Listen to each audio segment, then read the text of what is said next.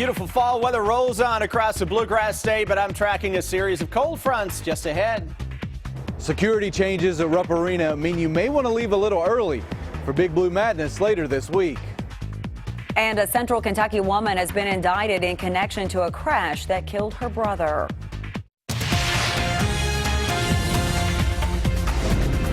This is WKYT News at 4.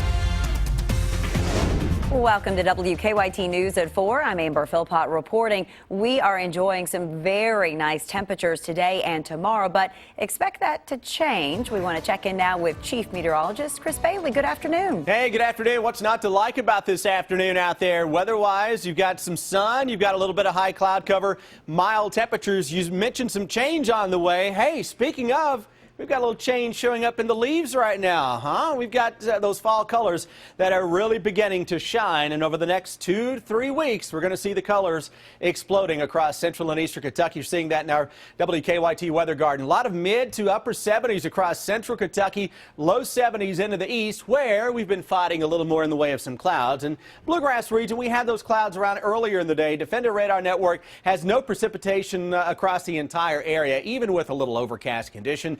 You've got mild weather transitioning to windy weather, and then boom, the bottom falls out. It's wintertime into the Rockies and parts of the high plains where it is snowing. That's a cold front that is on the move. That will arrive into town as we go into Wednesday night and Thursday. Otherwise, it's another mild one tomorrow. Temperatures back into the mid and maybe some upper 70s as clouds begin to increase for the day tomorrow. When I come back, Amber, in about 15 minutes, we will track another big blast of fall air for the end of the week.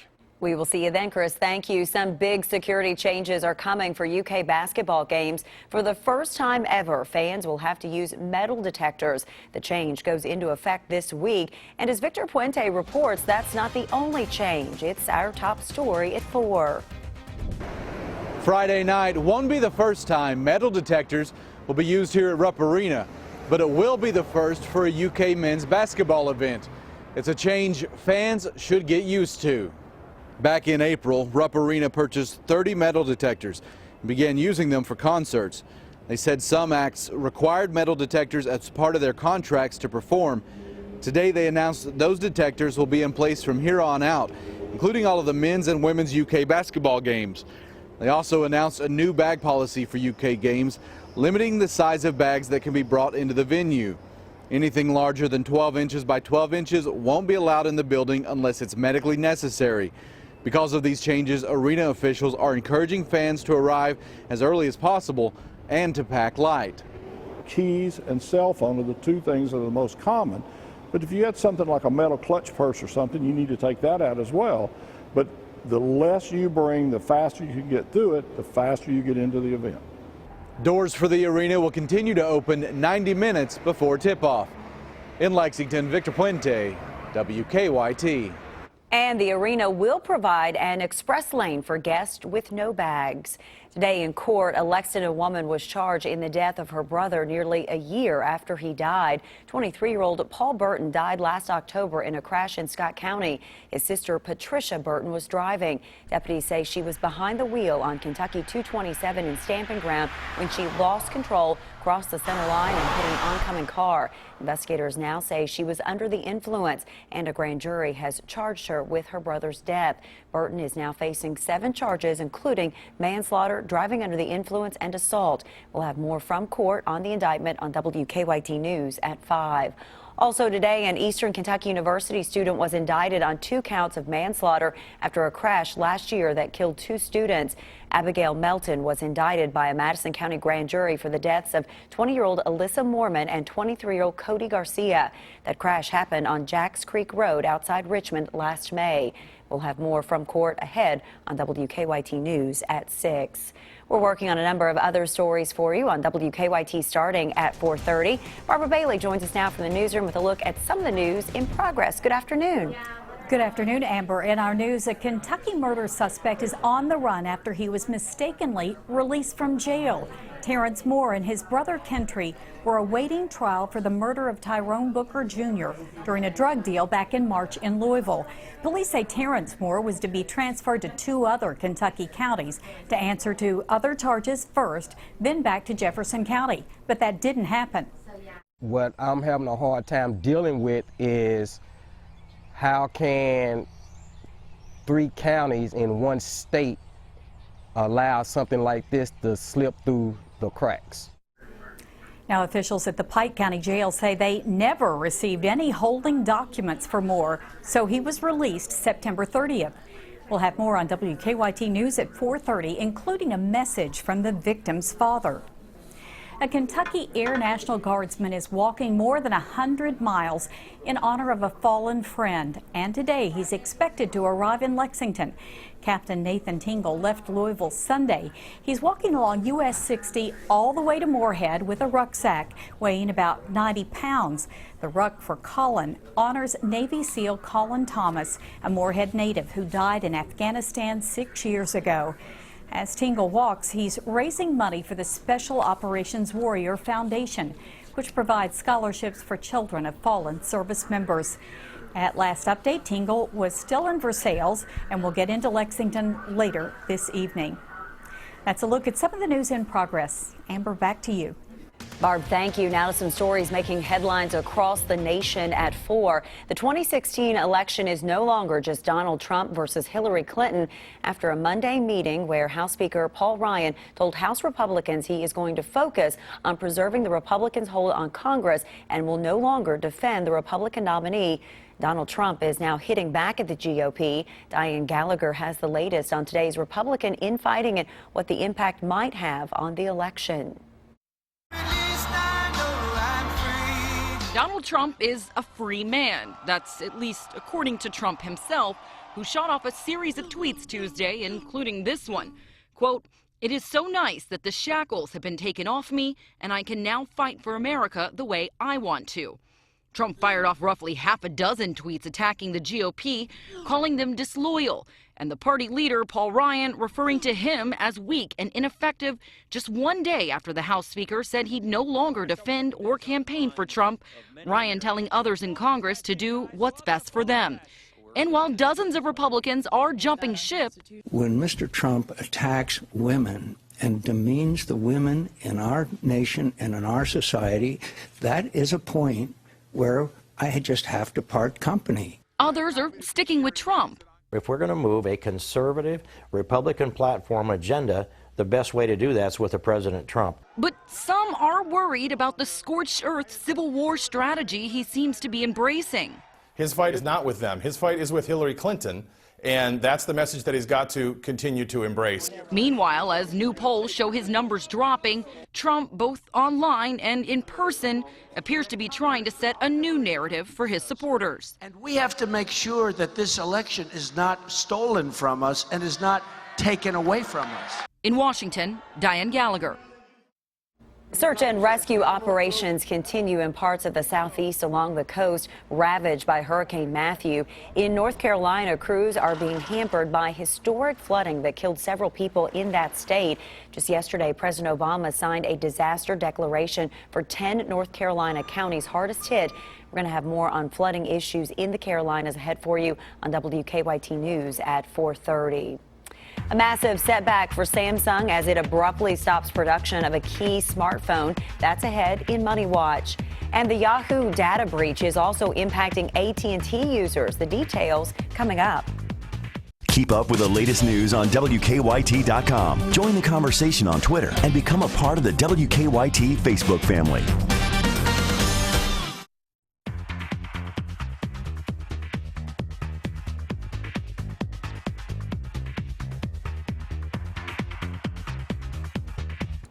Samsung shares are plunging. This after the tech company says it will stop making the Galaxy Note 7 due to a new quality problem. That begins today's Money Watch. There have been several reports of the replacement phone catching fire, including 2 cases here in Kentucky. And now both Samsung and federal regulators advise that you immediately turn off your Galaxy Note 7 phone and return it.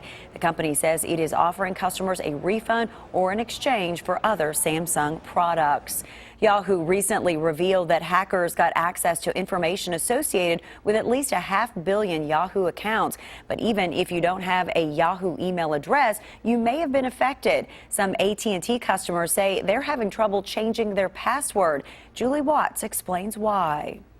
When Art Stryer heard about the massive Yahoo data breach, he immediately tried to change his password. It wouldn't allow me to do it. Like many, Art's Yahoo email is merged with his AT&T account. An option that AT&T offered is a convenience that's not so convenient right now. I could change the AT&T password, but it turned out that that did not affect the Yahoo password. For people not to be able to change their passwords right away is dangerous. And CNET's Laura Hatala says Art's not the only AT&T customer struggling to change their Yahoo password.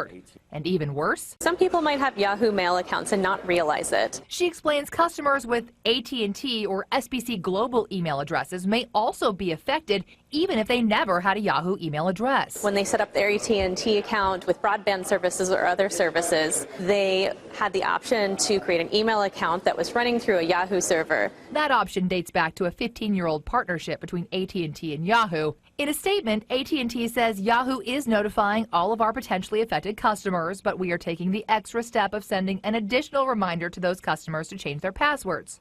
Though neither AT&T or Yahoo could say how many people without Yahoo email addresses were affected. It's incredible. Leaving Art grateful. At least he knows he's part of the hack. Art has now successfully unmerged his accounts using a 6-step process provided by AT&T. People with AT&T email accounts should also change their passwords. Julie Watts for CBS News, San Francisco. A new study shows that several major health organizations get funding from the nation's top soda companies, and many researchers are shocked. The data from Boston University shows that the Coca-Cola Company and PepsiCo sponsored at least 96 health groups between 2011 and 2015. Its co-author claims that could have skewed the group's support for health measures pushing for less soda. Sodas have been blamed in the growing obesity epidemic in the U.S. The drinks are also associated with an increased risk of type 2 diabetes and heart disease. I'm Deanne Stevens, out and about in the straw maze, taking a little shortcut. That's called a cheat with Miss Pumpkin. We are celebrating for Party for the Pumpkins when we return here on WKYT. And the pumpkins are absolutely loving this fall weather out there. What a great October it has been so far. But I am tracking changes later in the week. I'll show you when this cold front arrives. The 7-day forecast after the break. Now, your hour-by-hour forecast with Chief Meteorologist Chris Bailey. You know, around here we often talk about how when we get to fall, the season just isn't nice enough, long enough. You can't say that about this fall. It has been bringing it for September and now through much of the first week and a half or so of October. And we're going to change it up a little bit, though, by the end of the week. We could use a little drop or two of some rain, and at least we have chances coming our way over the next few weeks. Right now across Kentucky, beautiful sky cams that are showing up. Moorhead, Jackson, a little more cloud cover. That's a little bit of the cloud issue we had across the Bluegrass region earlier in the day. Low and mid 70s. Most of central and eastern Kentucky. So it's looking good tomorrow. Hey, we're back into the mid and maybe a few upper 70s. Winds are going to gust up. Similar to today, you're going to have some blue skies fighting it out with a little bit of cloud cover. And the deeper we get into the afternoon, I suspect clouds are going to increase and thicken up just a little more, kind of in reverse compared to what we had out there today, where the clouds were thicker earlier. Now into the afternoon, not a whole lot left in the tank in terms of any cloud cover. To our west, cold front is on the move, and that front is going to march its way toward the east. That has the windy weather out ahead of it, cold weather behind it. But for one more day, we get in on this pocket of awesome stuff, and that's when the cold air then will come in behind that. Here's a little map to show you the drastic change in the thermometer across the central part of the country and then into the east. This is a more active pattern that is taking shape. 5 o'clock Wednesday, that's tomorrow, roughly about this time. We still have those mild southwesterly winds. Here comes the cold front by 8 o'clock Thursday. Notice how the winds are coming from the north. Thursday afternoon, high pressure's on top of the area. And look at where the winds are coming from now, out of Canada and across the Great Lakes into Kentucky. We're going to really chill it down as we go into Thursday night and Friday morning. And similar to the past 3 mornings, some pockets of upper 30s will try to show up across those shelter valleys. That's right, 3 mornings in a row now. Some of us have had a little upper 30 action on the back porch thermometer. Hour-by-hour forecast over the next few days. Out and about this evening, dry air in place, sun sets, quick drop in temperatures. So take the jacket with you, even though it's mild right now. Low and mid 50s by 11. upper 40s to low 50s first thing tomorrow morning. Noontime tomorrow, 70-ish, middle of the afternoon, a lot of 70s that will show up. Winds will gust up, and watch this little broken band of some rain in and out of town fairly quickly on Thursday. I don't think a lot of folks are going to get a lot of water out of this, maybe a shower or thunderstorm, but the numbers do come down Thursday afternoon.